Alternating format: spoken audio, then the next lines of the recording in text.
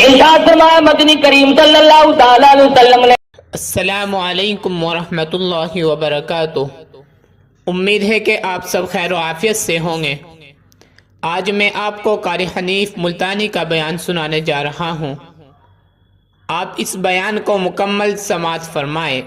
چلو بیان شروع کرتے ہیں۔ جس کو اللہ پاک نے شب قدر کی عبادت کی توفیق عطا فرما دی، لیلۃ القدر کی توفیق عطا ہو گئی، دعا مانگنے میں رات گزار دی، اللہ اللہ کرنے میں رات گزار دی، تلاوت کرنے میں رات بسر کر دی، خداوند عالم کی حضور میں تسبیح تحلیل کرتے کرتے گزار دی، صلاۃ التسبیح پڑھتے پڑھتے گزار دی، درود شریف پڑھتے پڑھتے گزار دی، استغفار کرتے کرتے رات گزار دی۔ اللہ پاک فرماتے ہیں کہ اس نے اتنا زیادہ ثواب کما لیا، اتنا زیادہ کما لیا، لیلۃ القدر خیر من الف شہر، ایک رات کے بدلے میں اس کو اجر و ثواب 83 سال 4 مہینے کی عبادت کا ثواب دوں گا۔ ایک رات کی عبادت کے بدلے میں 83 سال 4 مہینے کی عبادت کے متعلق ثواب فرمایا مدنی کریم صلی اللہ علیہ وسلم نے۔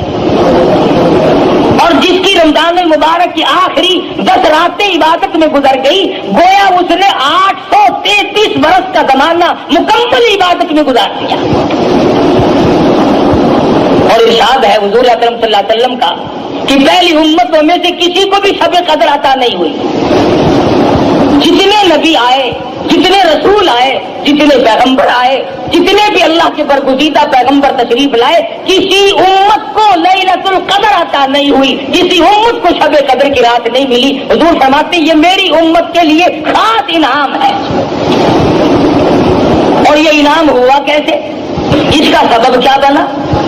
علماء کرام نے یوں لکھا ہے کہ حضور اکرم صلی اللہ علیہ وسلم نے بیٹھے بیٹھے یوں سوچا کہ پہلی امتوں کے لوگوں کی عمر ہزاروں سال، 500 سال، کئی سو سال عمر ہوا کرتی تھی ایک ایک امتی کی، اور حضور نے دیکھا کہ میری امت کی عمر 60 سال 65 سال 50 سال سے زیادہ نہیں، تو یہ ان امتوں کے مقابلے میں قیامت میں عبادت کے میدان میں شرمندہ ہوں گے۔ میرا امتی ان امتیوں کے مقابلے میں شرمندہ ہو جائے گا کیونکہ عمر کم ہے، اگر رات دن عبادت بھی کرے پھر بھی مقابلہ نہیں کر سکتا۔ اللہ نے فرمایا میرے محبوب غم نہ کر، اگر تیری امت کی عمر کم ہے، اگر تیری امت کے لوگوں کی عمر کم ہے، زندگی کم ہے، حیاتی کم ہے، میں تیری امت کو رنگ دوں، ان کو ایک رات ایسی دوں گا جو 1000 مہینے سے زیادہ افضل ہے۔ مدنی کریم صلی اللہ تعالی علیہ وسلم نے فرمایا بنی اسرائیل کا ایک آدمی 1000 مہینوں تک اللہ کی راہ میں جہاد کرتا رہا۔ اس کا ذکر کر کے مدنی کریم صلی اللہ علیہ وسلم کے دل مبارک میں خیال آیا میری امت محروم رہ گئی، نہ ہزاروں مہینے کی عمر ملے، نہ اتنا عبادت کر سکے۔ اللہ پاک نے فرمایا لیلۃ القدر خیر من الف شہر، اور میرے محبوب گھبرانا غم نہ کر، میں تیری امت کو ایک رات ایسی عطا کروں گا جو 83 سال 4 مہینے کے مقابلے میں ایک رات بن جائے گی۔ ایک مرتبہ مدنی کریم صلی اللہ تعالی علیہ وسلم نے فرمایا زکریا علیہ السلام، ایوب علیہ السلام، حزقیل علیہ السلام، یوشع علیہ السلام یہ اللہ کے پیغمبر ہیں، انہوں نے اتنی عبادت کی، اتنی ریاضت کی، اتنی محنت کی، 80 برس تک پل جھپکنے کے برابر بھی اللہ کی یاد سے غافل نہیں ہوئے۔ 80 سال عبادت کی، پل آنکھ کی پل جھپکنے کے برابر بھی غفلت نہ آئی۔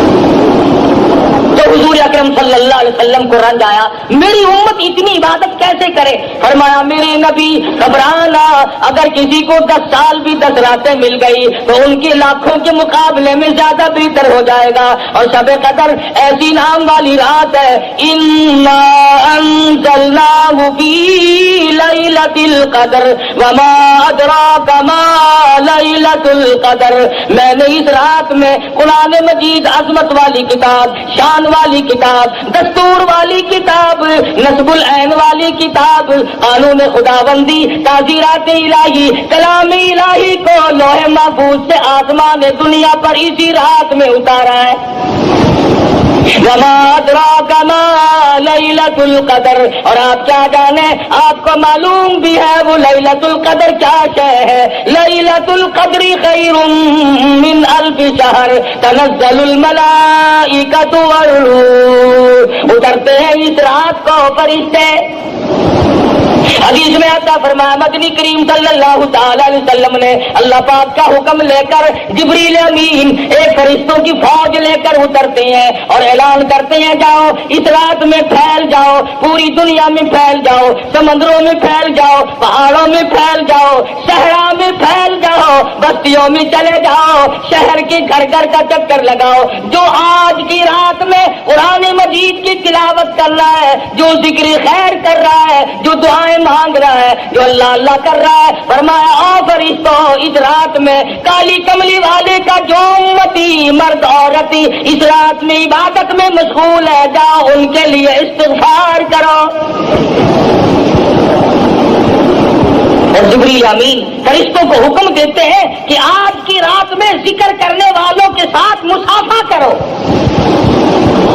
ان کی دعاؤں پہ آمین کہو۔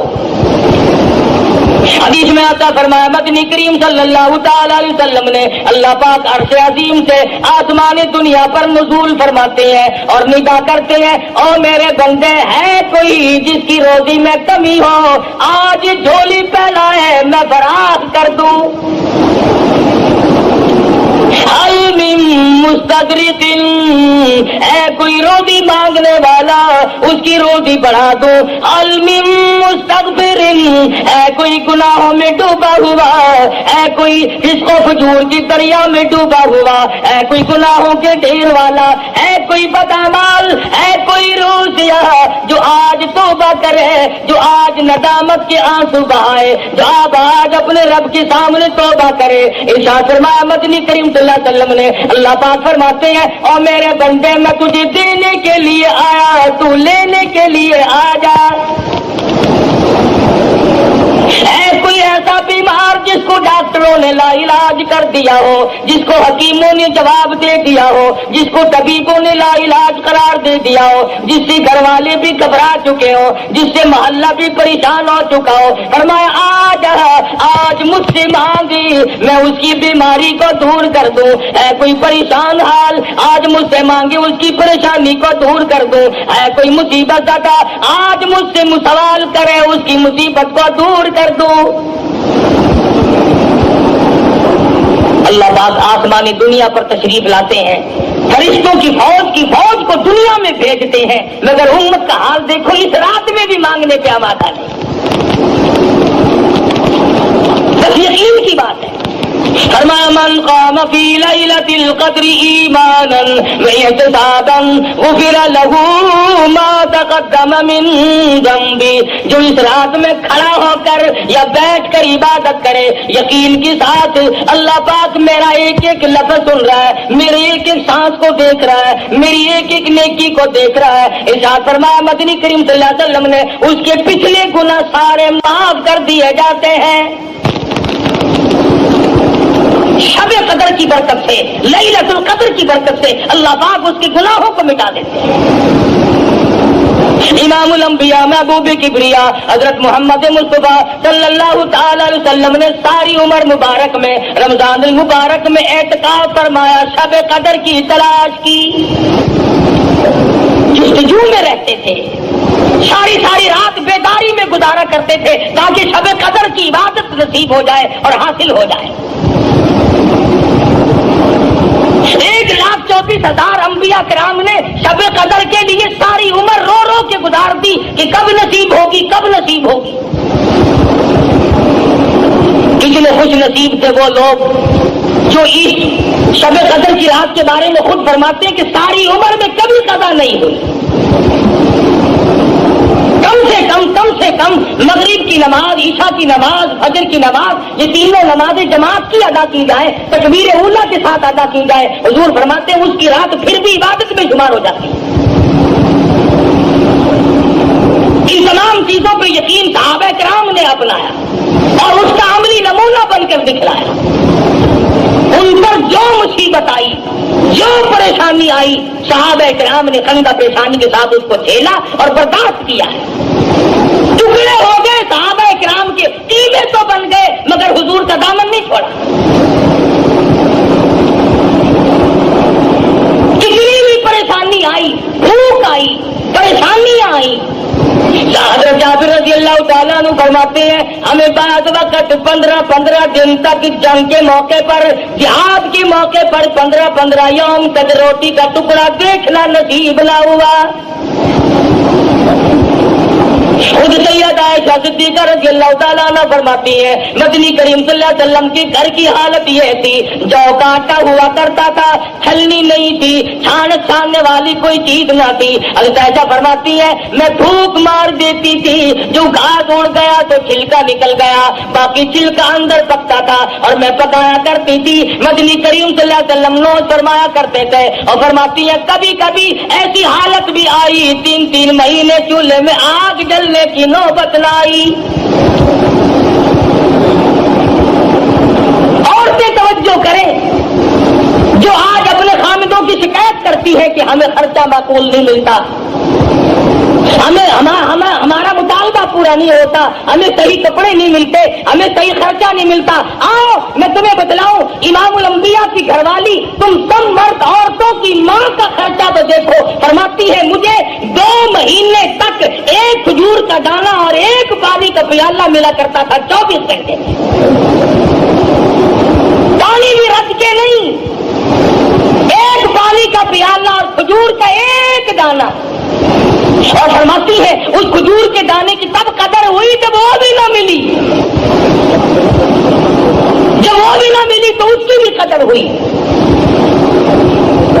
صحابہ کرام کو حضور نے ریشن تقسیم فرمایا، ایک کھجور کا دانہ 3 صحابہ میں تقسیم فرمایا. کتنا حصے میں آیا ہوگا؟ وہ 3 کھجور کا دانہ کھا کر صحابہ کرام نے تلواریں چلائی، کافروں کی گردنیں کاٹی اور اپنا قیمہ بنوا دیا، مگر شکایت نہ کی کہ ہمیں کھانے کو نہ ملا.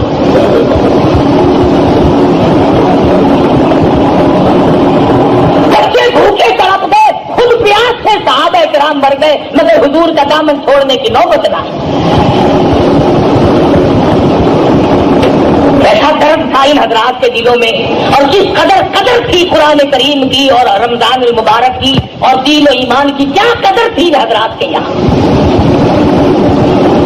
مدینہ منورہ ہے، حضرت ابو ہریرہ رضی اللہ تعالیٰ عنہ بازار میں دوڑے پھرتے ہیں، چکر لگاتے ہیں اور مدینے والوں چلو مسجد نبی میں حضور کی میراث تقسیم ہو رہی ہے، جائیداد تقسیم ہو رہی ہے، جائیداد بٹ رہی ہے. صحابہ کرام دوڑے مسجد نبی میں آئے، آ کے بیٹھ گئے. کوئی قرآن مجید پڑھ رہا تھا، کوئی سن رہا تھا. صحابہ کہنے لگا ابو ہریرہ یہاں تو کوئی چیز تقسیم نہیں ہو رہی. فرمانے لگے تم نہیں جانتے یہ قرآن کریم مدنی کریم صلی اللہ علیہ وسلم کی جائیداد ہے، یہی حضور کا ترکہ ہے، یہی میراث ہے.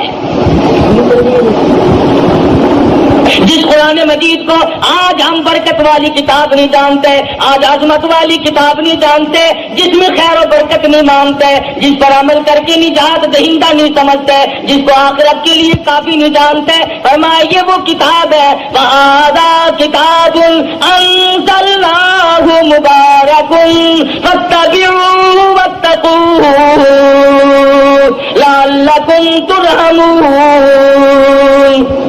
یہ وہ کتاب ہے جس کے تابع داری کرنے والے متقی بنے اور انہی کو اللہ کی رحمت کی چادر نے ڈھانپ لیا. تمام صحابہ کرام رمضان المبارک کا شدت سے انتظار کیا کرتے تھے. بعض صحابہ کہتے تھے اے کاش 12 مہینے رمضان بن جاتا. ہر وقت کی تمنا تھی صحابہ کرام کی کہ موت آئے تو روزے سے آئے، مروں تو روزے سے ہوں. ارشاد فرمایا مدنی کریم صلی اللہ تعالی علیہ وسلم نے میدان حشر برپا ہوگا، دنیا مصیبت میں ڈوبی ہوئی ہوگی، کوئی اپنے پسینے میں گھٹنوں تک ڈوبا ہوا، کوئی ناک تک ڈوبا ہوا، کوئی ناک تک ڈوبا ہوا، اور حالت یہ ہوگی یا ایھا الناس اتقوا ربکم ان زلزلۃ الساعۃ شیء عظیم۔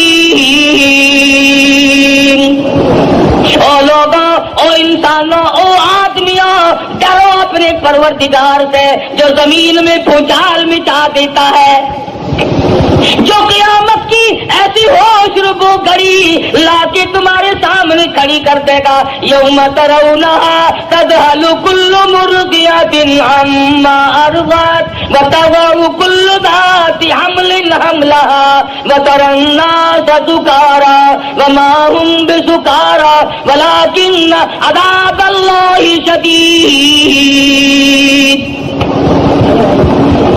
ماں اپنے شیر خوار بچے کو، دودھ پیتے بچے کو زمین میں پھینک کے مار دے گی۔ ایسا خوفناک منظر، ایسی ہوش ربو گھڑی، ایسی تباہی ہوگی، ماں باپ اولاد کے نہیں، اولاد اپنے ماں باپ کے نہیں، بیوی خامند کی نہیں، خامند اپنی بیوی کا نہیں، کوئی شے کسی کے کام نہیں آئے گی۔ آتا ہے کہ ابراہیم علیہ السلام جیسے پیغمبر گھبرا کے فرمائیں گے لا اسألک غیر ھذا، اور میرے معبود میں اپنی ذات کے سوا کسی کا سوال نہیں کرتا۔ اس میدان محشر میں کچھ لوگ دسترخوان پہ بیٹھے ہوئے عرش عظیم کے نیچے کھانا کھا رہے ہوں گے۔ لوگ کہیں گے الہ العالمین، یہ کون لوگ ہیں، یہ کون خوش نصیب ہے جو مصیبت کی گھڑی میں آج اتنی موج کر رہے ہیں، کھانا کھا رہے ہیں، سائے میں بیٹھے ہیں۔ جواب ملے گا تم یہ روزے رکھا کرتے تھے، تم مکر کیا کرتے تھے، یہ رات کو تراویح پڑھا کرتے تھے، تم فلم دیکھا کرتے تھے، یہ قرآن پڑھا کرتے تھے، تم گیت گایا کرتے تھے، ان کے دلوں میں میں بسا کرتا تھا، تمہارے دلوں میں کنجریاں بسا کرتی تھی۔ ارشاد فرمایا مدنی کریم صلی اللہ علیہ وسلم نے کچھ لوگ پروں والے گھوڑوں پہ سوار ہو کر میدان حشر میں اڑتے پھریں گے۔ لوگ کہیں گے الہ العالمین، یہ کون خوش نصیب ہے؟ جواب ملے گا یہ وہ ہیں میرے نام پر، میرے حکم پر بھوکے پیاسے رہا کرتے تھے، پیٹ میں آگ لگ جایا کرتی تھی، منہ میں پانی لے کر گلے کو گھونٹ کر بیٹھ جاتے تھے، کوئی قطرہ اندر نہ چلا جائے۔ انہوں نے میرے نام پر رمضان کے روزے رکھے، میرے احکام کی پابندی کی، تم نے میرے احکام کو ٹھکرایا، تم نے میرے رمضان کو ٹھکرایا، تم نے میرے قرآن کی بے قدری کی۔ جس رات میں قرآن اترا وہ رات برکت والی بن گئی، جس مہینے میں اللہ کا قرآن نازل ہوا وہ مہینہ برکت والا بن گیا، جس ذات پہ قرآن مجید اترا وہ ذات ساری کائنات کی سردار بن گئی، جو قرآن مجید فرشتہ لے کر آیا وہ سارے فرشتوں کا سردار بن گیا۔ ارے جس سینے میں قرآن آ جائے، جس کو قرآن کریم پہ عمل کی توفیق ہو جائے، خدا کی قسم وہ بھی سردار بن جائے گا۔ حضور فرماتے ہیں قیامت کے اس گھبراہٹ والے منظر میں کچھ لوگ نور کے ممبروں پہ بیٹھے ہوں گے، کچھ لوگ نور کے ممبروں پہ بیٹھے ہوں گے۔ سوال ہوگا یا اللہ یہ کون لوگ ہیں؟ جواب ملے گا یہ چٹائیوں پہ بیٹھ کر قرآن پڑھا کرتے تھے، آج میں خدا نے قرآن کا اجر دیا ہے، اپنے کلام کی عظمت کا اجر دیا ہے، اس کے ادب کا بدلہ ان کو دیا ہے۔ ایک حدیث میں ہے کہ اللہ پاک جنت میں آواز دیں گے، میدان حشر میں بھی آواز لگے گی اور روزہ رکھنے والے آ جاؤ، قرآن مجید پڑھنے والے آ جاؤ، تلاوت کرنے والے آ جاؤ، اکرام کرنے والے آ جاؤ، تمام کو بلا کر عرش کے نیچے بٹھا دیا جائے گا، اور عرش کے نیچے سے ایک ہوا اٹھے گی جو لوگوں کے دماغ کو ٹکرائے گی، سب کو چھینک آئے گی، سب الحمدللہ کہیں گے، اس کے بعد اللہ پاک اپنا دیدار نصیب کرا دیں گے۔ اتنی لذت آئے گی، خدا کے دیدار میں اتنی حلاوت آئے گی، اتنا کیف ملے گا، اتنا سرور ملے گا، اتنا مزہ آئے گا، لوگ کہیں گے یا اللہ جنت حور و غلمان، نہریں محلات، سونے چاندی کے مکان تو کچھ بھی نہیں، اصل دولت تو یہ ہے جو تیرے دیدار میں مزہ آیا۔ کون کر رہا تھا؟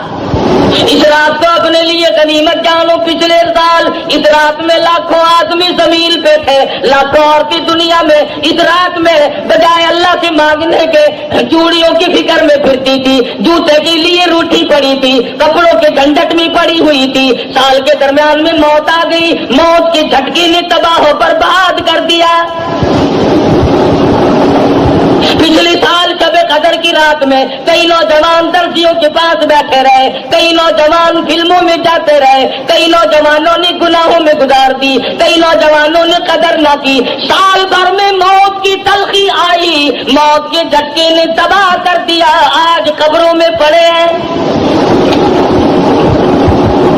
تو آپ لوگ جتنے بیٹھے ہیں, نہ معلوم آئندہ سال کی یہ رات ہم میں سے کس کس کو زمین کے اوپر آئے گی اور کس کس کو زمین کے اندر آئے گی. اللہ کی ذات بہتر جانتی ہے کہ اگلے سال شب قدر کی رات کس کو ملتی اور کس کو نہیں. اور یہ بھی معلوم نہیں کہ ہم میں سے جس کی موت آئے گی ایمان کے ساتھ خاتمہ بالخیر ہوگا یا کفر پہ موت آئے گی. یہ بھی کوئی نہیں جانتا. شرک کرتے موت آئے گی یا اللہ کی توحید کی پرستش کرتے موت آئے گی, یہ بھی کوئی نہیں جانتا. مدنی کریم صلی اللہ علیہ وسلم کی سنت پہ عمل کرتے کرتے موت آئے گی یا بدعت میں پھنسے پھنسے موت آ جائے گی.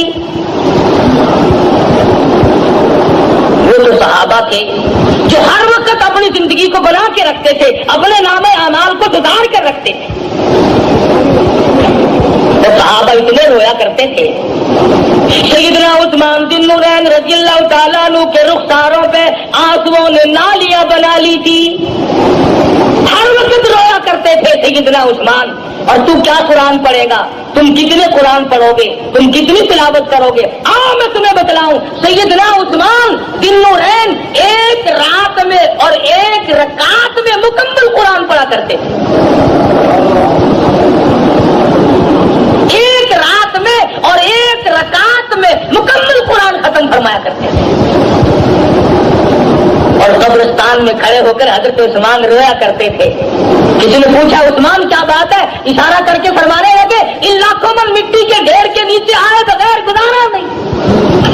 اس اندھیری کوٹڑی نے مجھے رلا دیا, اس تنہائی نے مجھے رلا دیا, اس خلوت نے مجھے رلا دیا. کوئی ساتھ نہ ہوگا, میں اکیلا جاؤں گا. عبداللہ بن عباس رضی اللہ تعالیٰ عنہ کی روتے روتے آنکھیں ختم ہو گئی, آنکھیں چلی گئی روتے روتے. مدنی کریم صلی اللہ علیہ وسلم اتنے رویا کرتے تھے. سیدہ عائشہ صدیقہ فرماتی ہے بعض مرتبہ حضور کی آنسوؤں سے زمین تر ہو جاتی تھی. نبی ساری رات رو رو کر کے مانگے, امتی کبھی نہیں روتا. اور رونا نہیں آتا تو رونے جیسی شکل تو بنا لے. ایک ایک نبی نے اللہ پاک سے رو رو کر کے مانگا. سیدنا ایوب علیہ السلام ہے, کتنی مدت گزر گئی, کیڑوں نے کھا لیا, کھال ختم ہو گئی, گوشت ختم کر دیا. اللہ پاک کا امر ملا. حضرت ایوب علیہ السلام نے اللہ کے دروازے کو کھٹکھٹایا, ربی انی مسنی الضر وانت ارحم الراحمین. اور میرے پروردگار کون ہے تیرے سوا میری مشکلوں کو آسان کرنے والا. یونس علیہ السلام نے مچھلی کے پیٹ میں اللہ میاں سے مانگا, یوسف علیہ السلام نے کنویں میں اللہ میاں سے مانگا. آج ہم تو جب مانگے جب ہمارے یہاں کسی بات کی کمی ہو, کپڑے بتیرے, اولاد کافی ہے, کاروبار بھی اللہ نے دیا ہوا, ہم کیوں مانگے؟